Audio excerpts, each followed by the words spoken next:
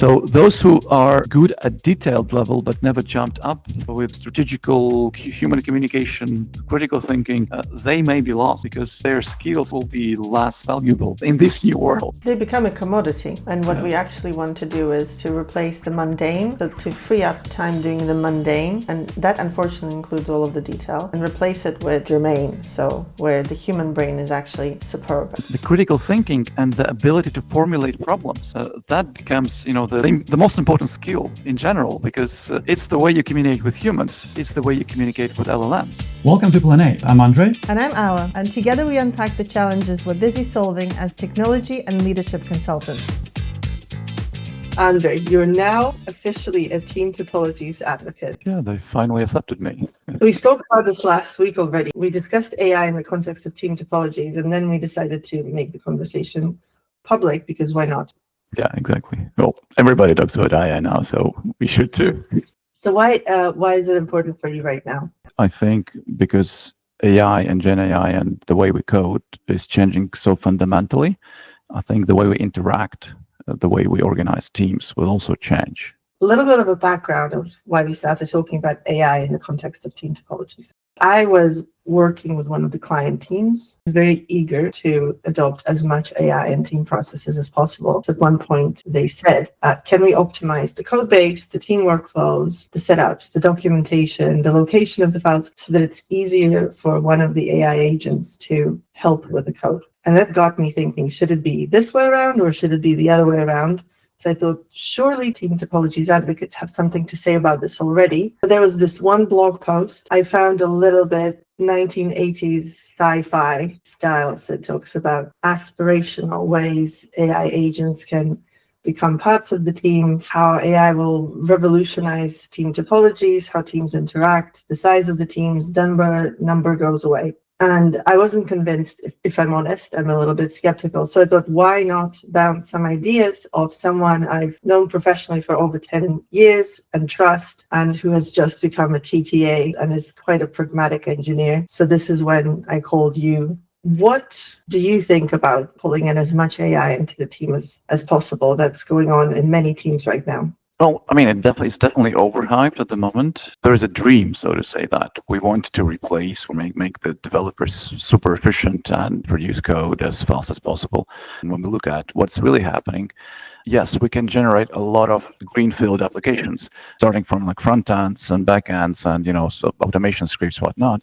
But when you look at security, for example, or at legacy code bases, or at in general at accountability of those who deliver the software, it still stays on the same level, right? Or maybe even becomes worse. Prototyping definitely becomes faster, but the actual system delivery, that the team that is delivering that product fully accountable for that, didn't become much different. Developers in general, most of the senior ones at least, became faster with that, but it didn't remove the necessity to deliver a system that actually works, and it didn't remove the accountability from the people, from the teams. It's definitely changing the way we work as developers, as professional IT people, but it doesn't remove the usual responsibility that we have for the product that we create. And some problems just remain unsolved as they were.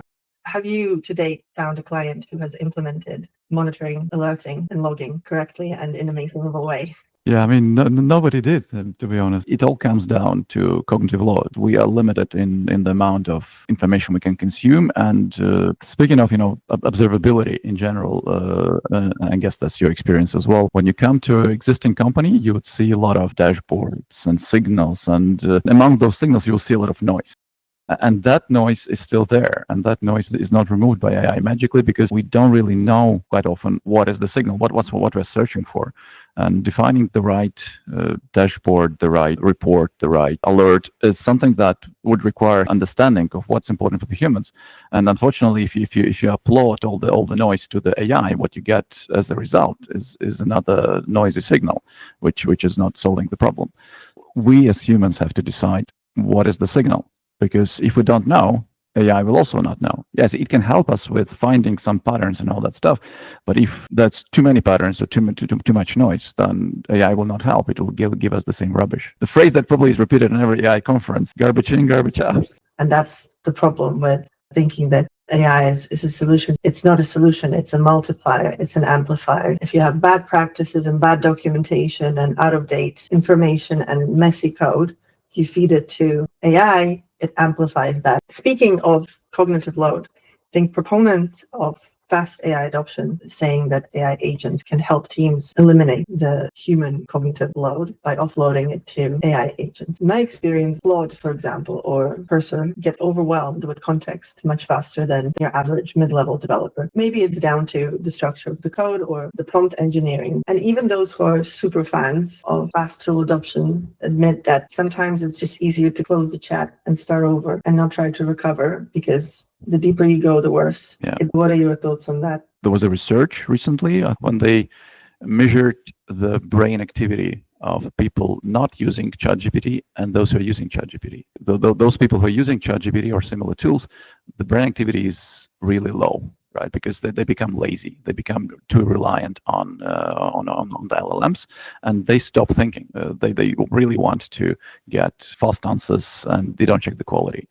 And that's a danger, right? That's a danger for young people. That's a danger for senior people, because you become lazy. And unfortunately, that's not what's needed. I was looking at the same research yesterday and this morning. This is research from MIT. And one of the best illustrations on the gravity of the problem is brain connectivity collapses by 47 percentage points. And even if AI were to deliver the best results, which it doesn't, so teachers and employers say that you can clearly tell when something is AI generated, that level of impact on humans is really detrimental. I would probably be okay at some point with restructuring the code, some automation flows to better support AI agents, restructuring human brains to support a machine. That is probably a step too far. And then in the context of team topologies, use of GPT reduces the germane cognitive load needed for not only actual learning, but for delivering what humans are best at delivering. So germane cognitive load is where we want our teams to be most of the time, to solve business problems, to solve unique non-commodity problems. Frequent use of GPT reduces that ability. So we're effectively atrophying the muscle that we're hired for on purpose. Do we want to do that to get the supposedly 60% increase in efficiency, where maybe we're doing things more efficiently, but less effectively? We're doing the wrong things at speed, at scale. Yeah. Is that where we want to be going? Oh, of course not. Of course not. To be honest, I think the future is not that we magically get all solved by agents. The future is that we get support from agents, but still we are responsible for defining the context. So defining a simple prompt with just one sentence quite often is not enough. And basically, we don't give enough focus to the LLM to understand what it needs to do. And then of course, the less precise is the prompt, the biggest probability for hallucination, because basically it just tries to explore the same landscape, but with fewer hints, so to say, and then obviously it can go in different directions randomly. So if you need to get something faster from AI, you have to work on the prompt. So you basically have to think about that before you define it. And that's what I've seen several people in like the prominent in the AI communities. That's what they're saying. You definitely know Patrick Dubois, father of DevOps, so to say. He's now very much into AI, and that's what he's saying. You have to become a prompt engineer. You have to understand what kind of context your model has and add your context, and from this deep understanding, you can get results much faster. I actually watched a video from Andrey, and he said basically the same thing, that there is obviously an emerging pattern for those who are really using LLM for real. They don't define prompts as a simple statement. They define prompt with extra context, and they try to direct AI into the path that we need as developers, as the ones who are defining the product. And so we have to think about context much more. Just returning back to my first statement about that ChatGPT stops us thinking, we still have to keep thinking. Our mindset, in the way we think, is changing. We have to think not about specific details, which we can actually offload to AI at this point, but we have to think about higher level picture, how the components are connected, and provide the business context that we have in our hand to AI as much as possible. That would give us the best results. I always imagine this picture from Iron Man when Tony Stark can just, say things to Jasper and get something quickly, but he doesn't say random things, right? He says things that he with deep understanding of what he wants, and that's what I think the future is. So it's not really the Iron Man suit that does the magic. It's the commands. Effectively, a really good API. When you engineer a prompt, you don't only think about context, you don't only think about the outcome, you also think about the performance of that. On more expensive models, you think how many credits does it consume? You almost think about it the same way as you would think about SQL. You don't want to have 15 left outer joins because you know that it'll just never complete, or it will cost you because you have to scale it vertically. Also, the other thing is the value flow. And the question is, do we really produce value with AI? Does it really bring value to our customers? Yes, we can prototype quickly, but the question is, does it really solve the problem, right? And that's where the human judgment is kicking in. Because like I think what Ken Beck said, that the typing was never a bottleneck. It's not about how fast we type. It's about how much value we deliver and whether we solve the right problem. Solving that in the right way, that's where AI is helping. We can fit it with proper rules and good code bases and all that stuff. And eventually we'll learn to write code as a best developer. But still the question is, does it solve the right thing? And that's where human judgment and real experience and seniority, that's the biggest value comes from. People have to define that. And AI will not replace us on that front. I think few decades from now, at least. It will help us, yes, but it will not replace the beauty of creative process. You mentioned that those who are more advanced with building models could theoretically feed the best developer code and patterns into a model to get good output. I want to go a little bit philosophical. Now, does it make sense to feed human-centric code to a model so that it can then generate more code for other people to read? Let's take Java, for example. Java itself is meant for humans to write and to read. It's a shared abstraction between a group of humans. It's translated into bytecode, which is what a machine will understand. Does it even make sense to feed human-written code, which was written mostly for other humans to read? Also, it's quite verbose. So languages like Python are a little bit more lightweight in terms of syntax. Java, C#, they're quite verbose. So the cost of this is going up as well. So we're killing the planet by running a ton of machinery to do things supposedly more efficiently. Yeah, I mean, it's a good question, because if you look at what happened with assembly language, with machine code, nobody writes machine code nowadays. Okay, there's few experts who are still writing code in assembly language because they need efficiency in certain hardware-related things. But a normal professional developer is not writing assembly code because we don't need to do that, right? We have high-level languages that are more understood by us, right? Because assembly language is not human-friendly, so to say. If we jump into the prompt engineering as the way to define requirements for the product, for the feature, for the system, then effectively English will become more or less a programming language. And then the question is, should we really convert English to Python? Or should we convert it to some intermediate representation that is easier to be trained on, easier to be understood by the LLMs, by the machines? The good thing about Java and the good thing about Python and the good thing about any other mainstream language is that we have a lot of examples. We have lots of code bases that we can train on. We also have a lot of, as you mentioned previously, a lot of legacy things that definitely is not a good code.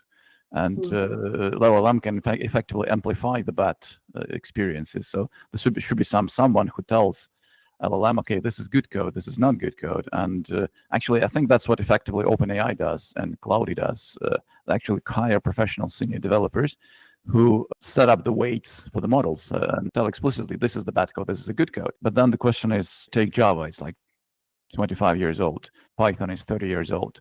JavaScript maybe is a bit younger, but still there's so much mass in there.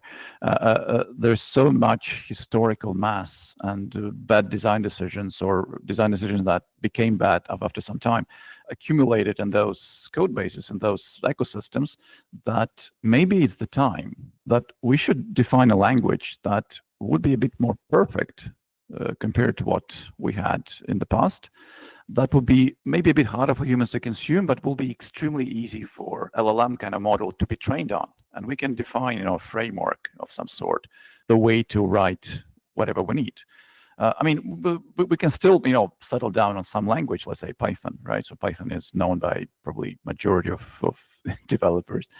let's say take Python and optimize that. Throw out all the garbage that was accumulated over the years, take only the latest version, obviously, take the best libraries that were written, and create, or maybe not even create, just use existing applications that were already created with this golden stack, so to say, and train the model on that. And then remove the necessity of developers reading that code and let them write maybe more or less technical prompts that will generate the applications from that. I mean, it probably will take some time before we get there, but I mean, probably now it's the time where we can clean a bit about the mess that was created over like 40, 50 years of software development, all the bad code that exists on this, on GitHub and all the other sources, and try to create something more ideal, so to say. I mean, of course, it sounds a bit, idealistic, but why not? Why not? Imagine how many consultants will make a fortune out of translating all of the existing languages into the new language. Definitely would require some momentum and maybe some agreement from the industry giants. If you look at Kubernetes, for example, that's a product that was created by the industry giants that joined together and created one open source product. So if something like that happens in the LLM world that is related to software development, let's say Microsoft, Google, Intel, IBM joins together and they decide to create this kind of developer experience, that will create a momentum, that will create a force that will change it. If it will be some unknown company that will try to do that, most likely it will not fly. If it is really like an effort from many giants, then it could become a reality. And then software developers who spent years learning specific frameworks and specific languages, those developers that definitely are in danger because their skills will be thrown away in no time. But for that, to create that abstraction, you still need developers with working brains, don't you? So you still need people who understand how computers work, which is already a problem. I mean, many engineers who write in high abstraction languages don't think about what it does underneath. And I'm not saying that everyone should know assembler. It was very interesting. I was one of the welcoming managers in a new trainee developer event. We asked them, what do you think the cloud is? Because everyone says we should be writing software for the cloud. The answers were absolutely hilarious. It was so funny to see people think much more into it, where it's just somebody else's computer that you don't have to manage. One of the reasons that we started this conversation in the first place, a specific call out in the article I read that said that AI agents will become team members. I had a severe allergic reaction to that. I value my people, and equating people to an agent just sounds alien to me. If you consider that an agent is a team member, how do we interact with them? How do we, give that agent a context? How do we give tasks to the agent? How do we get the status from the agent? Do we even interact with that at all? And I mean, what's happening now with automatic agents that are, reading your pull requests and writing your tasks, they really are not interacting with you. They don't even know you exist. They really are only looking at the code, at maybe some input, some context. You as a human still have to verify what they did. For me, the definition of team member is at least that's someone who has the full right of being listened to and who have full right also to give some reaction and also consume some reaction from other team members.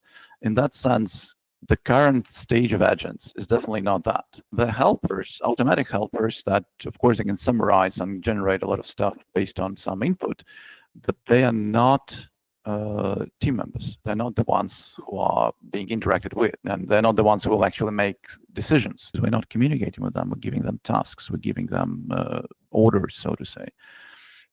The usage of AI in general definitely will have influence on the size of the team, but they are not part of the team. The definition from the Team Topologies book of what a team is 5 to 9 people who work toward a shared goal as a unit. Technically, we would need agents to be able to hold longer term context. And I'm not talking about minute details like today is Monday and we need to adjust the performance of the database. I'm talking about context such as a goal or a mission, and reconcile all of its activities with that goal, because this is what humans do under the hood. If the leader of the team or the organization has set the mission up successfully and everyone understands the mission, people use their abilities to move together towards that goal. And the team is there to allow them to bounce ideas off each other, double check each other's work, get perspective, have healthy debate, bring different past experiences, etc.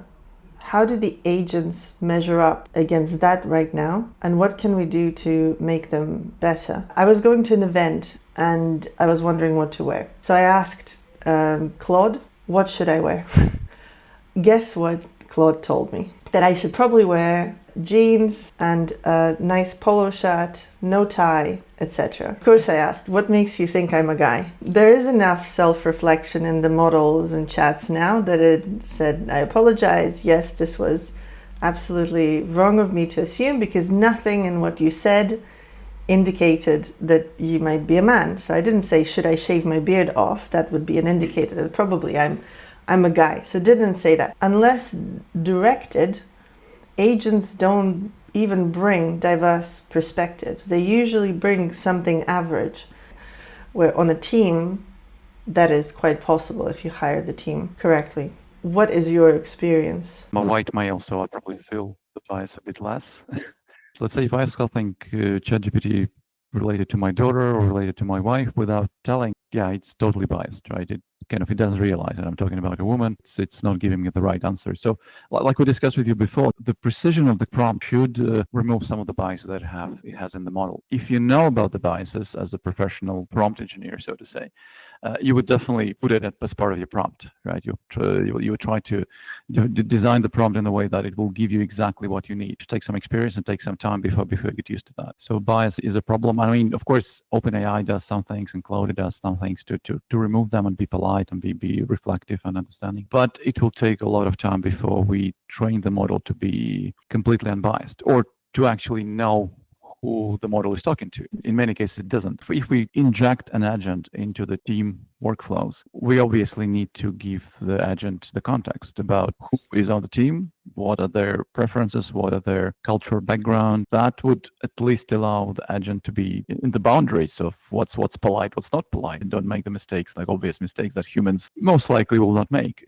Well, some of them probably will still do, but like you mentioned also, that team is, like in definition, is a grouping of people going towards the shared goal. That's where AI actually can help. So if we are precise enough in defining what our goal is, it can be actually as a guardian. So imagine it can be like just listening to the conversations happening in Slack, in Teams, maybe, I don't know. But then if somebody goes off the goal, then they can remind the team members, okay, you see, that's all interesting, but your discussion is not according to our goals. So you probably have to converge back to the goal. That could be helpful. Of course, it still can make mistakes because, people actually can change the goal before telling the agent that the goal has changed. Because, of course, when the team goes through the journey of creating a product, creating a system, creating a business, they will adjust their goals. They will adjust their directions based on the input from the environment. And that's where the agent may be confused and overwhelmed. If we try to upload all the external signals from the environment into the agent, we will get nothing from that because it's too much data, it's too much context at the moment. But I still think it's possible, like if we define, let's say that agent is listening to the news happening in a specific area where the business is critical, listening to the events happening in Slack, listening to the events happening in the code, that would allow it to be aware of the context, of the biases of the event, and actually be helpful. I still think it would take a bit of time before we design these kind of agents and make them adaptable. It means that agent should learn in some way. The problem with LLMs is that you teach them once and then you feed them with the context. And the context window, the bigger it is, the more computation power it needs. If the context becoming too big, too many events, too many things happening, the answer from the agent will be slower and slower and slower. It can, of course, try to summarize and use the chain of thought and try to kind of create shortcuts in the model, in the data, in the context. But there's still a risk that it will miss details. So you'll still need human judgment. I know you've been to many conferences lately. What do people who specialize in model creation, neural networks, etc., say about this? There are many researchers that are working in this direction where they're trying to introduce the reinforcement learning into the LLMs, fine-tuning. The signals that I hear is that in order to introduce an agent that is more thinking, more self-aware, more autonomous, we still need research. We still need extra capacity. We still need extra understanding, actually, of how it works, how it thinks. I've heard from leading researchers in AI, they say that we actually don't understand how neural networks work. Yeah, we do understand because we give it the weights, but reasoning behind that, the logic behind some thoughts and the way why it connects the dots and the way it connects the dots, it's not always clear. It's not always obvious. That's what makes the agent sometimes not useful in generic contexts and sometimes scary, because sometimes they come up with conclusions that no human could come up with, but the conclusion is actually right. And that's what probably make a lot of people think that, oh, that's AGI, we are getting conquered. The problem is we don't fully understand how it gets there and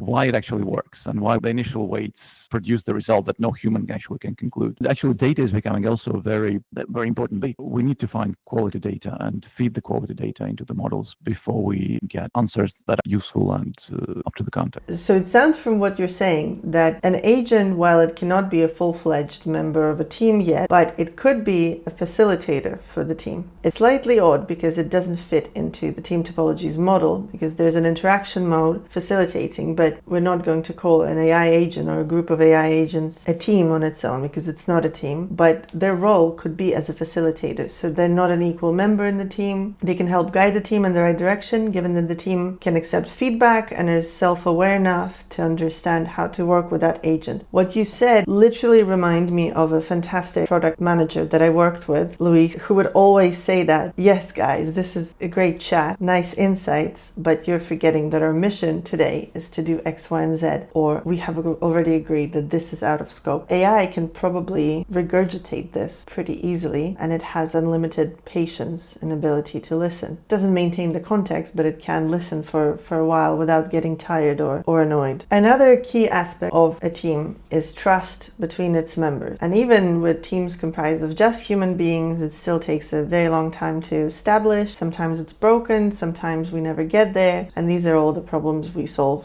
in teams day to day. Now, AI agents as part of the team make it even more complicated, because engineers particularly, but other professionals as well, lawyers, risk people, product people, designers, they tend to be very delivery focused and binary in their judgment of things. Is it good? Is it bad? And this is where having a team helps, because you think, oh, okay, this button should definitely be red and have an animation, and someone says, well, no, because if you make it red, then it signals danger, and if you add an animation, then it adds a little benefit, but an overhead of maintenance, yada, yada, yada. And the team comes to conclusion. With AI, you can often get contradictory results between chats or sessions, or it can make mistakes in a single chat where it says one thing first, another thing 5 minutes later. And while logically people understand that it's not a human, it's a machine, it's a flawed application effectively, it's a tool that has limitations. If you start thinking about it as a team member, or it's a human, you start applying the same expectations to that team member, agent, as you would to a human being. You would expect for it to be somewhat rational, somewhat consistent. Humans make mistakes as well, but they do tend to have consistent answers unless there's something wrong with them. And you get disappointed in that team member, and subconsciously you no longer trust it. And if there's no trust, it's not a team, or it's not a team member. So we're going back to the fact that it's simply a tool that team members use. What do you think? It's absolutely the right, direction. So it's another reason why not to consider an agent to be a team member, because at least at this point in time, you cannot really trust it like 100%. I mean, I still believe that with the right context and with the right number of details, you can direct the agent to answer certain types of questions and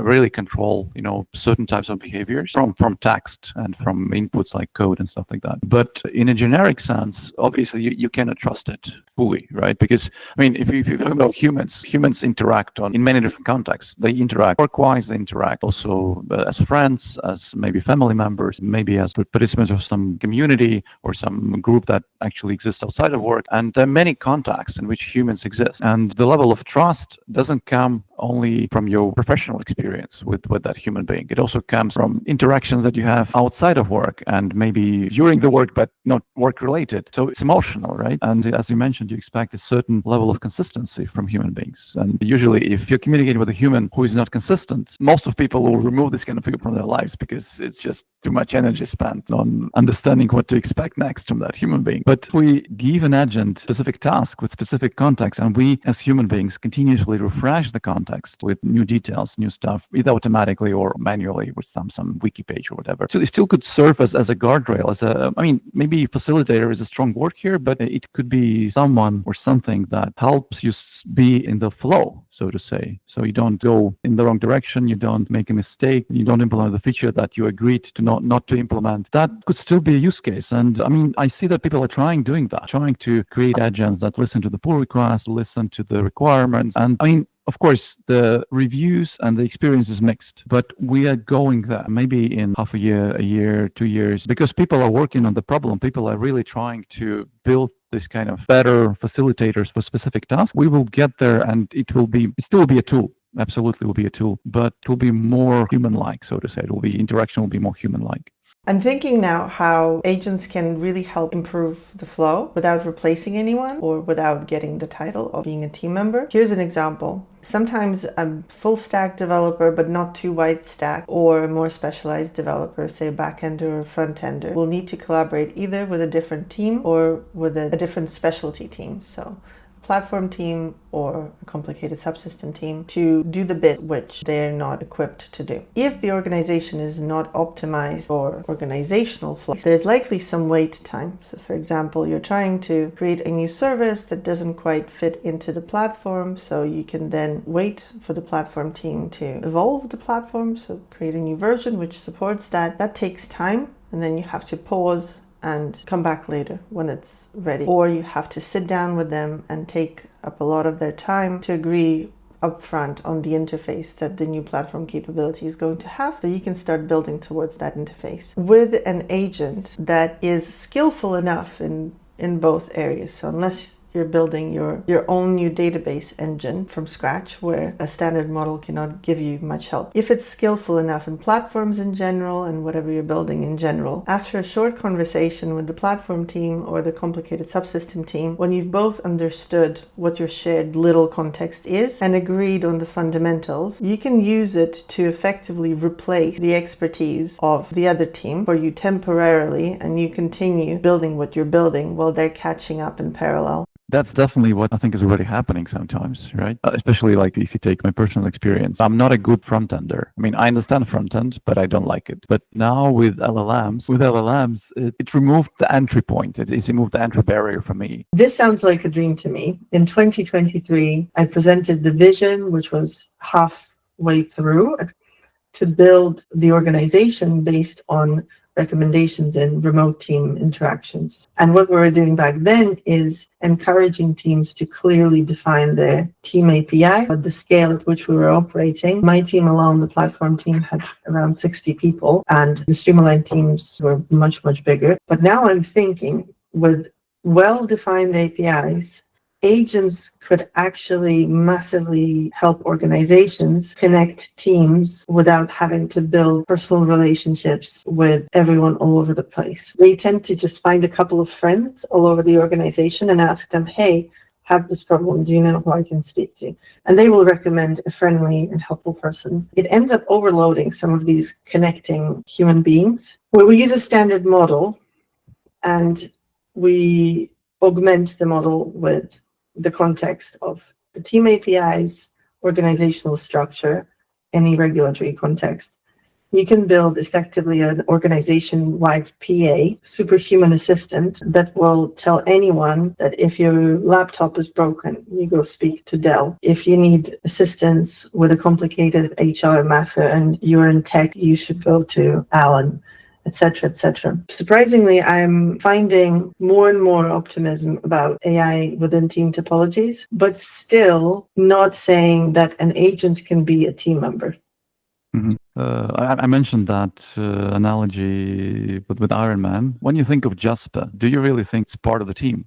I think no. He's intelligent, right? It is intelligent, but it's never the hero, right? It's just the helper that is helping the hero to achieve his goals.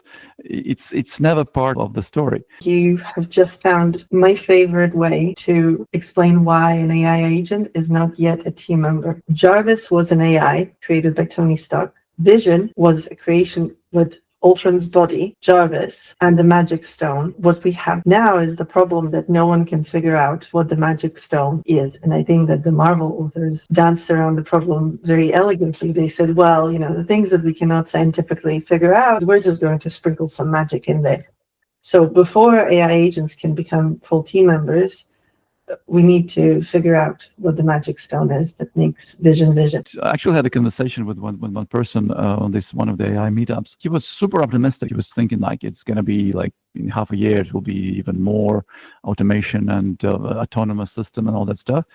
And ask him, do you think AI can actually manage a factory? Can you allow AI to take all the decisions about purchases, about what to produce, about where to sell and all that stuff? And he was a bit puzzled with that because obviously we are not ready yet. We're not ready to give full autonomy. We can, of course, give some autonomy, especially in the areas where we as humans fully understand. We can even, embrace some uncertainty into the automation model. Overall, if we're talking about human life or money or some security risks, we are not ready yet to give full autonomy, and that's why agents, they could be helpers, facilitators, but they're still not yet ready to reach the full level of being autonomous and making decisions without human interaction, because they still need context, they still need supervision, verification, and all that stuff. I believe that we're quite far from reaching full edge AI, where we can just give, let's say, control of at least like the whole house to AI,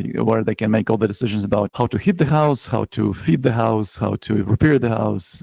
Well, they just don't have capabilities yet, and they don't have data and context. I really like what Andrey recently mentioned in his talk. He mentioned this autonomy slider. We can give some autonomy, but we still have to verify. We cannot move the slider 100% to the right side and give it full autonomy, because we know that it's not fully capable of producing quality decisions. I mean, we as humans are also not capable of that, but we are iterative. We really, through interactions, through observing the environment and reacting to the events in the environment, we can eventually come up with something that will be better than the previous situation. With agents, we still have to be in the control of this autonomy slider, especially if we see that agent is going wrong. We have to reduce the autonomy, right? At the moment, we don't have that in ChatGPT, for example. We cannot say that, don't go and search for the web. Just use the context I gave you, and don't do any extra actions outside of this context.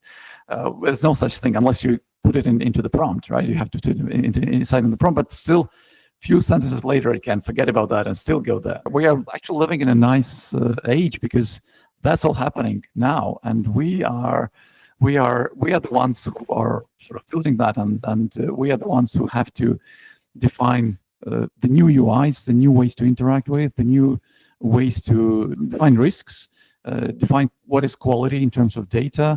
Yeah, a lot of things are happening now. That's so exciting. So it's interesting what you say with the slider, because team members are not only responsible for building whatever they're building, they're also accountable for the outcome. So they're morally accountable with their other team members, with the organization. It will reflect in their pay and job status. And if we go down the grimmest possible scenarios, they can be sued or put in jail. AI agents do not have any incentives. So that is what really distinguishes them from proper team members. They can have a goal. They don't really have an incentive, with the exception of I must achieve the goal. AI agents have agency only as far as a single goal goes. They don't have a purpose in life. They don't have the long-term evolutionary programming that humans do. So we cannot think about them the same as we think about other human beings. So again, I would argue that they are a tool, or maybe even a facilitation framework. Let's call it a tool and framework that can help teams, but not really be part of the team. What is your biggest pet peeve with the current maturity of the tools? I'll tell you mine. Whenever I make UI prototypes, it gives me round buttons. And no matter how many times I tell it in a single context, it keeps giving me the round buttons. And this is where, with the team member, I would probably have a very robust conversation with them. I've given that feedback multiple times. You keep ignoring it. With AI, you kind of have to accept that you will keep correcting, or you're going to have to fix the buttons yourself. I never played with that, with the button example, but played a lot with infrastructure as code libraries and Python libraries. And the problem is that quite often the model has the knowledge about the previous version, which is not what I need. I needed to have the recent version. And of course, in the beginning of ChatGPT and all that stuff, I think Python 2 was more dominating in the outputs than Python 3. And it was actually not knowing about Python 3 much, and the code was really ugly sometimes. Now it's better. Now it's definitely producing the right stuff. In my experience, I'm trying to give it documentation, latest version, and trying to give it examples with the latest version. And when you give it examples with what you actually expect to be generated, it's actually working better. You've mentioned previous versions of frameworks and libraries. That's something that all of my team members complain about. There's another problem. If something isn't present enough on the internet, so something is more rare, it really, really struggles. So I found this in both personal contexts and tech context. Here's an example. We're working on something that requires a Next.js application to talk to key spaces, and there's just not much about it. There are not many libraries related to it. There's not much code that does that, and it gives you really funny results. It gives you some kind of a Next.js and Java mix and confuses operational tools and application tools, and you have to really know your stuff to get the correct things out of it. And frankly, I found better outcomes with just searching search engines. And in the personal context, I found it the same when there's not enough literature out there connecting to languages.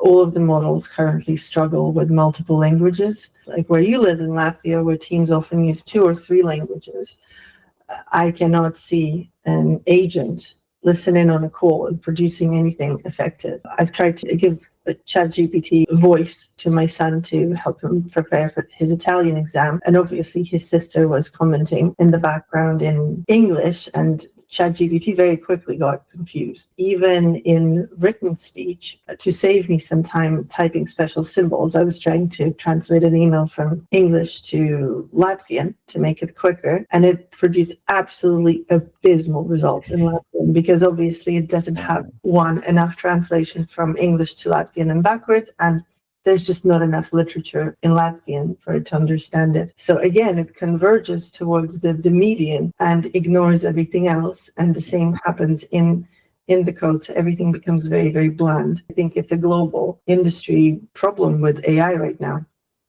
There's an old joke about machine learning. It could be translated to LLMs as well. Like LLM walks into a bar, barman asks, "What do you want?" And the LLM asks, "What other people having?" It depicts the problem, basically. It's what's in the data that it will apply with that. To reflect on what you said about languages, I had to write an extension to Zoho CRM, which is a relatively popular CRM system, and they're using their internal language called Deluge.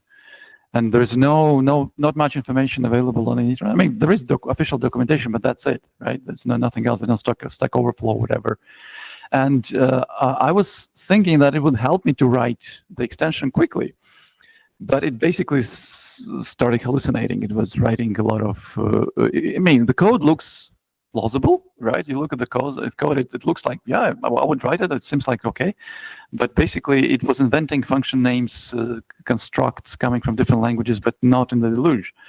And yeah, basically, I had to write it myself eventually because there's no help from LLM. Another example with multiple languages is trying to build a system which will help us to analyze interviews with non-technical people. Actually, they're technical, but they're technical in different domain than the welders. We're trying to put the content of the interview through the LLM, different types, different providers, and those welders, they speak Latvian, they speak Russian, and they speak also technical language, and they also use curse words. All these things can happen at the same time in the same conversation, and when you upload this thing into any current model, it just fails. It just doesn't produce any meaningful result. For any human being, it's easy to understand, especially any human being within the same context, it's easy to understand what is going on. But if you're not in the welding, if you're not in Latvian and Russian at the same time, if you don't know the slang, if you don't know technical language, you will not understand what is going on. Neither does LLM. This kind of domains is still a lot of things to explore. And that dovetails back into our initial question. Who should adapt? Should we develop AI capabilities which will mold themselves to humans, or should we tell our arbiters, like, could you please use fewer technical terms, and could you also not say swear words too much, because otherwise the LLMs won't understand you. I'm trying to imagine how this would go down with my builders, and it just does not end well in that scenario. I mean, yeah, probably should be both directions, right? Definitely, we should train language models on more languages and more contexts and feed more data. Even in the context of English, there's so many dialects, there's so many slang words that even like a person proficient in English will not understand if they're from different locality. It's already enough work there, just in an English language domain, so to say. Probably you remember this sketch about voice-controlled Scottish elevator 11. But if you take the whole world, there's so much work to be done. There's so much data to be collected to get something that is generic enough or efficient enough, or you have to train your own model. The governments or the companies within the localities have to train the models for their specific context, their specific environments. That means that a lot of people have to learn how to train the model. Generic models will not solve that problem. OpenAI is not interested in Latvian language, for example, at all. They will make it to some extent, but but it will not be ideal. Far from ideal. One of the things you mentioned is AI struggling with people who use language maybe not used in conventional literature, but another big challenge for it being a team member is it's notoriously bad at handling a two-way conversation. But in a team meetings or team chats, basically any scenes where the team interact in groups is a must-have. Otherwise it's not a team, it's just a collection of an individual in a network. And the tools are actually in their infancy for any of that. Yes, some agents and tools offer team plans and claim that they can create shared context, etc. But really it's just lipstick on a pig. So essentially it simply creates a modified prompt with a context that tells it that you're dealing with multiple people and here's their shared information. I wouldn't say it's their shared context, it's their shared information. And the teams need to adapt to that, where on the one hand they're still learning how to work with agents as individuals. So teams still learn how to create better prompts, how to share their context and not expect AI or a human team member to suddenly guess what's inside their head. Developers struggle with that a lot. And then we're asking them to adjust as a team to the new reality. So they're struggling with AI, they're struggling with normal team struggles, and we're multiplying that by saying, now you have to learn how to be a team with AI. The last time we had to do something like this was probably when the world suddenly went into lockdown, when COVID struck, and everyone had to adapt to some realities of remote working. And yes, one thing was learning how to use Zoom, and the most popular phrase of the year being you're on mute. But many people who haven't experienced asynchronous collaboration before, especially people outside of tech, most of them haven't worked async remotely before. They had to adapt to these practices. I know you sent me what is now my favorite site in the world, No Hello, which explains that starting a chat with a colleague by simply saying hi and then giving no context about what this is about is the worst thing in the world. And I think we still haven't recovered from the changes that COVID brought, and now the world is adapting again. So I think there's a lot of work to do to bring that dimension into team structures, team interactions, and team management. And actually, when you mentioned this no hello thing, I think people who write that, they prefer verbal communication, so they prefer your full attention, so that they can formulate the problem by talking to you. That's especially for technical people, for introverts.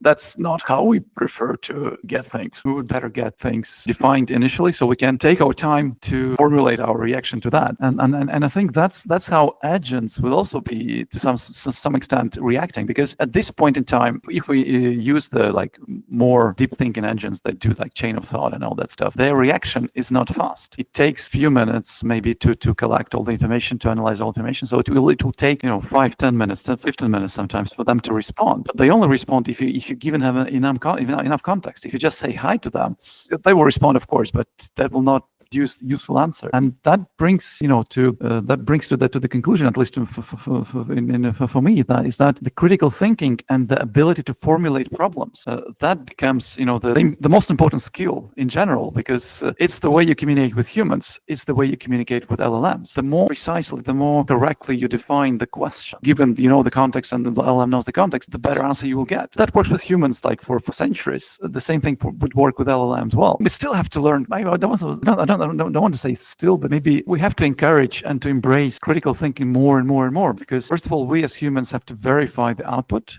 to understand the uncertainty in the answers. And also, in order to reduce the uncertainty, we have to provide more context. We have to understand what are those details that are critical to get that answer, and to provide the prompt that actually is useful, both for humans and for agents. What has your biggest success been with using AI so far? For me, it was really the overall increase in efficiency and reduce of cognitive load for some tasks. Because of course, I know a lot of things, but I don't know everything. And in certain areas where I'm less experienced, less proficient, it helps me out to be faster. Also, it really helps me out sometimes when I'm blocked, when I cannot generate ideas. I'm asking ChatGPT, please give me some ideas on this context. And that can start me going again, right? So this is like ignition in the car. So boom, and then you start going faster. So also, obviously, the things that help me out, reading faster, summarizing things faster, I think everybody's more or less benefiting from that. In terms of business, if you don't take personal experiences, but business experiences, I don't think that we get anything big yet, at least for my projects. Yeah, with some minor improvements. Again, faster classification, faster analysis of some inputs, and transformation of audio to text, and then summarizing the text. It's improving the efficiency, but it's not like on the whole business. It's just part of the flow, part of the value stream. There's becoming faster and more efficient, but overall, it's not giving real big boost, at least not in my bubble. But I really see the potentials. I really see that machine learning, neural networks, LLMs, they all really are bringing improvements here and there, and this bit and that bit. And eventually, we will accumulate those improvements into much bigger efficiency overall. But it doesn't replace people. It makes them efficient, some specific task. So yeah, what about you? What's your experience?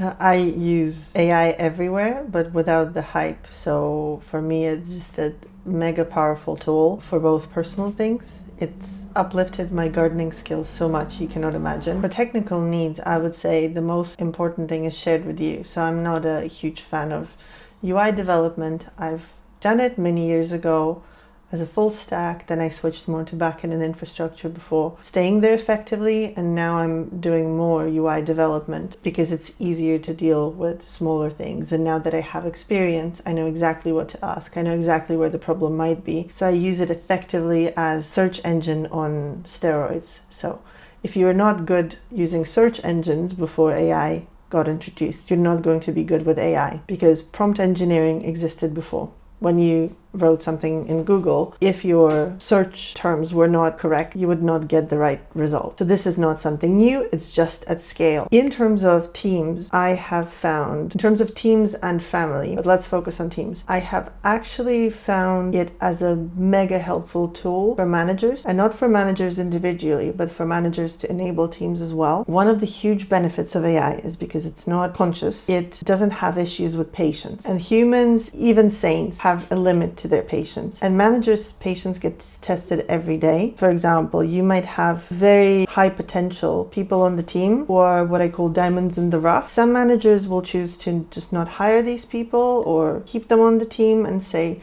everyone has to converge to the mean, around the mean. I personally like to make a case-by-case decision. Is this person adding more than the challenges that they're creating? But it takes a lot of effort to polish that diamond in the rough, and time is finite, and we're being squeezed for efficiency every hour of our working lives. Everyone wants things to be faster, more efficient, not take time, and it's difficult to explain that a report of yours might need many hours of direct coaching to reach their full potential, and say, well, why can't you just tell them this once and then document it and they can work on it?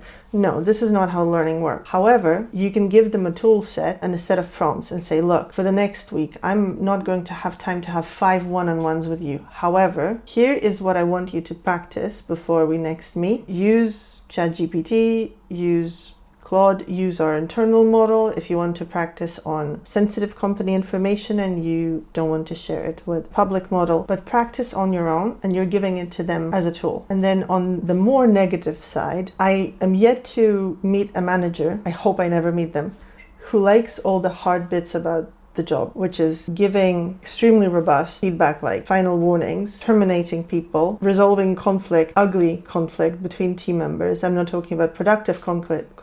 I'm saying he said, she said, he's an idiot, she's an idiot. That type of conflict, which is quite common in teams of professionals even when temperatures are running high. AI is really, really good with helping team members because everyone knows it's impartial. So everyone treats it as a dear diary. The diary doesn't judge you. The chatbot doesn't judge you. Yes, it speaks human language, but you can share things you wouldn't share with a human being out of fear of them remembering it and thinking lesser of you. And that again is something that I've recommended people do. It's like, hey, if you need to vent and you have been ruminating for the past 20 days about the same thing, say not getting a raise, not getting that promotion. If you need to ruminate, you can do that. I cannot help you get that promotion or that raise because X, Y, and Z. However, I appreciate the need to vent. And while I cannot spend many hours a week for you to vent, it's just not fair on our employer because that's a big cost. You can use the tool to vent and it's not going to judge you. You're going to get your outlet, and this is the best that we can offer. So I think there's a lot of potential there for individuals to elevate their soft skills, and that starts with what everyone is doing now. Help me write this email, or help me say professionally something uncomfortable that I'm thinking in my head, or help me formulate this in an assertive way because I'm shy, but also in more complex things like management, learning, conflict resolution. And this is something that I've been lucky to use at scale when the first public chatbots just came around. So ultimately, I think the team topologies and all the brilliant work that the community has done around it doesn't change with AI. So there's still so much to extract from the framework. When it's implemented correctly, even at a smaller scale, even in parts, it does absolutely amazing things. And the only reason we're not getting 10x results is we're not implementing it correctly. So we need to get the basics first. It's a little early to talk about AI agents as team members and try to adapt the framework for that situation. And instead, I think it's just a very, very powerful tool that individual team members can leverage to improve what is already working well. So it may be a golden hammer, although maybe don't use it on everything, but it is closer to a golden hammer, but it's certainly not vision, not even J.A.R.V.I.S yet. I can imagine a utopian, dystopian future where team members are in a team planning session. Everyone finally understood statistics and estimates and are not too bad at it. And there are chairs with sensors who can tell whether someone is paying attention or not. And a scrum master or team leader or whoever is helping facilitate the meeting gets a dashboard or an alert saying, hey, most of your team checked out. You may want to adjust your speech, and here's some recommendations on how to bring everyone back, or take a 5-minute break. But that wouldn't change the fundamental working model within the team. It's still humans, they still trust each other, but they have tools which multiply their abilities, which frankly takes us one step closer to becoming cyborgs. I mean, of course, the dystopian part of that is scary, of course, but I hope we as human beings becoming wiser, we can keep it under control. And in general, I mean, of course, if you look at how people lived historically before us, now we're living in the best times. If you take any part of the world, it's better than the same part of the world 100 years ago. Not everything is even, not everything is fair, not everything is evenly distributed in terms of, technology and wealth and all that stuff. That's true. That's still a lot of work to do there. But overall, if you take the mean, we're living better. And hopefully the dystopian branch of the future timeline where, we have billionaires controlling all of other people, I hope it will not come true, even though I think, it's probable, absolutely probable. I hope we as humankind will become wiser and smarter and more liberating. And AI is a technology that will liberate a lot of things from us that will help us be better humans. Maybe not cyborgs, but better humans. Build a better society with that one. I mean, of course, at the moment, LLMs are biased, absolutely. But we are absolutely empowered to build AIs that are maximum free from bias. And that's why I think that a lot of work will be done in open source AI when either public organizations or communities, they train their models publicly and they give the weights publicly, they give the training data publicly. And that's where I think EU will probably play probably much bigger role than other parts of the world. The access to the open source AI, open source models, open source tools that are built on those models, that's what will bring more general freedom in the whole world, because everybody will be able to use agents to at least basic work or basic ideation or summarization or translation and whatnot. That would be just free in any part of the world. So we'll not have to pay for that at all, because it's just a model running inside public institution, and you pay for that with your taxes, basically. Mhm. That's what, for example, Saudi Arabia is doing at the moment, and they not Saudi Arabia, but no, that's Emirates. Arabic Emirates. Yeah, the Arabic Emirates doing that. They gave the subscription to ChatGPT to everybody in the country for free, which I think is logical, because if everybody has access to the same technology, then everybody can leverage that to whatever they want. And the same thing, like if we speak about like water and electricity and medicine, access to vaccination, all that stuff, some countries in the world still don't have access to that. If you take Africa, for example, they're getting there, and of course it's actually probably doesn't cost that much money, but eventually everybody in the world will have all of that, all these basic things, and AI or like LLM models will be one of them. Like if you take software at the moment, like anybody can take Linux and install it on their hardware. You don't have to pay for that, right? Yes, maybe the experience could be a bit rough, especially if you go to the desktop world. But it's free, right? You don't have to pay for that. It's there, and there's a huge community, a huge ecosystem of people who are doing development of that for free, and that's what I think will be happening more and more with AI world as well. Yes, now it requires a lot of extra power, extra electricity, extra investment from private entities to train the models. But I really hope that it will become more available, and because one part of the LLM is that you train the model, right? Another part is in the inference, that way you use the model. And training obviously is more expensive than using. And as soon as we train the models that are good at specific tasks, using them is cheaper. And we can actually make it more available to everybody in the world. That's more liberating. And I really think that in maybe 5-10 years, there will be so many free models that you can use for different tasks that everybody will be able to combine them to do, I don't know, something like Uber, but for local community, or something like Translator, but for like some very specific community in the south of, I don't know, our planet somewhere. That's where everybody will get more tools. Everybody will get more abilities and ways to combine things. That's where creative mind, critical thinking, communication will play much bigger role, because the technology will be not a problem anymore. But the way you use that technology could still be a problem. Like actually, that's the phrase I'm telling a lot when we're talking about DevOps, that with all the tooling we have now in the clouds, not only the clouds, but in general, there's so many tools. The technology is not a problem, but the way to combine that technology to solve the real problem that humans actually have, that's still a problem. And that's what AI can kind of speed up a bit and bring clarity, bring understanding, bring an ability for you to combine these things faster, ideate faster, and bring solutions that bring value. And I think that's where the human education is becoming more and more important, to teach humans not the mechanical skills of certain things, even though mechanical skills actually will become even more important, especially if you take like plumbers and electricians and other professions that still require manual work. But if you take in the knowledge worker, for knowledge workers, dealing with Excel and inserting data will not be the task that you do anymore. You would have to try to extract knowledge from that data, because LLM can probably find the patterns for you, but you will be the one who have to find out what's in that for us. What's the value that we can bring to our organization, to our business, to our community, to our company, to our country, whatnot, right? Humans will still have to kind of dive deeper and try to see where we have the potential. Of course, AI will help there, because they can also find the ideas and faster, but humans will be the ones who will validate, okay, this is a stupid idea, but this is actually nice. Let's try that. And for knowledge workers, I think that's really an interesting age, because we will have to recalibrate, because a lot of work that we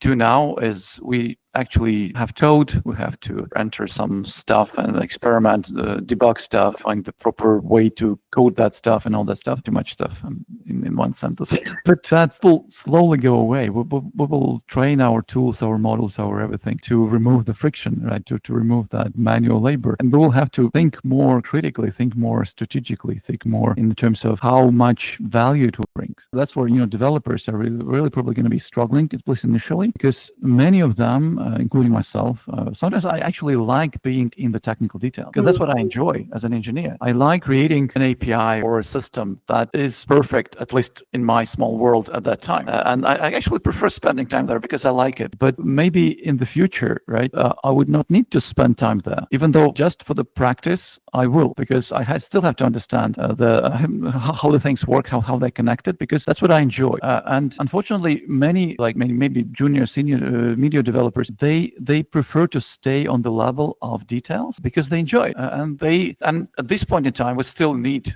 people who prefer staying on level of details, but we will need them less and less and less because the details will probably standardize, or we'll find a model that will be good enough to produce detailed codification of the problem solution that we don't even care which design pattern we use there because it just works. I mean, and we can change that implementation in no time because we just have to provide an English prompt that will define that. Actually, recently I had a talk with Venkat, and he basically he said that the idea of the compiler, right? That when we feed the compiler the representation of our high-level program, compiler doesn't go to the compiled code and change the bits that have changed. It throws away the whole thing, recreates the binary code from scratch. So I think that's what would happen, and that's what Venkat basically said. That's what would happen with low-level technical code, which Python may become or Java may become, that we don't really change the bits of the system. We recreate the system from scratch. Maybe not the whole system, but the component in the system will be completely redone by the prompt. We don't need to change it anymore. We just recreate it. That's what we can potentially get into in the future. So those who are good at detailed level but never jumped up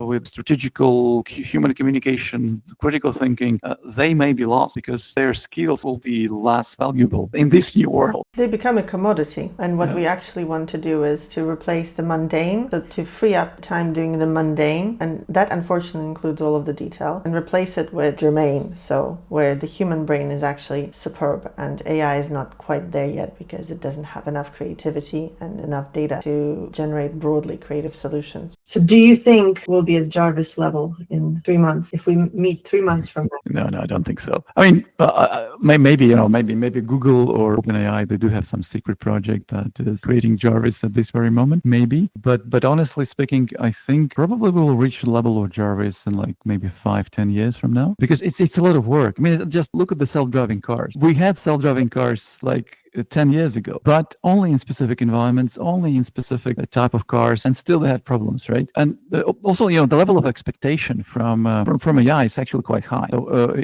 let's say if a human makes an error, that's expected. But if J.A.R.V.I.S or ChatGPT makes an error, we laugh at that, but we don't accept it, right? We don't like it, and especially if we go into the direction of autonomous agents or self-driving cars. If an autonomous engine make an error, that's super bad because we expected that to work without our intervention. But as soon as it needs our intervention, that's too much cognitive load for us to understand why it failed. And also, we basically start thinking that it's useless, right? Even though it's just one tiny error, it's still in our heads. We probably will picture that as a useless agent because it's making errors. And the same thing with self-driving cars. If a self-driving car kills a human, even though non-self-driving cars maybe kill more humans, we put a different judgment on that, right? Because if a human kills a human, that's human. But if a self-driving car kills a human, that's super bad. That's really despite all the context, this will still be bad, right? And then regulations will come, and people will basically be afraid of allowing self-driving cars on our streets because they think it's dangerous, even though the actual statistics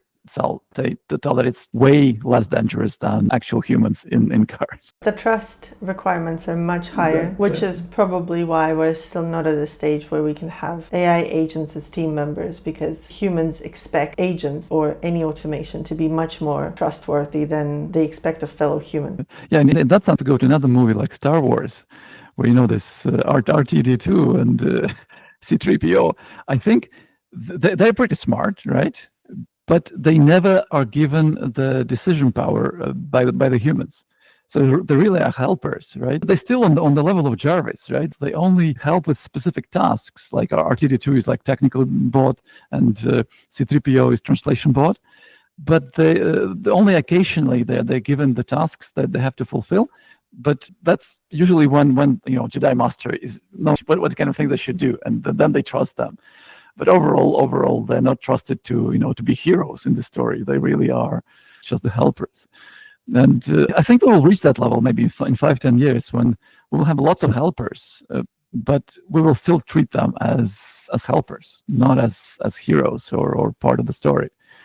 I now have an entire backlog of things to rewatch over the weekend and upcoming Fridays. All of the Star Wars, all of the MCU films, and probably the Bicentennial Man with Robin Williams, where a robot actually turned into human and was legally recognized after 200 or 150 years, and he died knowing that now he's become a man. It's a great movie. Yeah, also, this artificial intelligence movie from Steven Spielberg. It's actually from 2006, I think. Jude Law is there, and another child actor who's probably not child anymore. And yeah, there's an autonomous child kid that has so much love for his mother that he survives all the cataclysm on Earth, and he still loves his mother after he was discovered by the aliens, like thousands of years later. Yeah, that would be a big context window. I want to see that. I'm so looking forward to our next chat.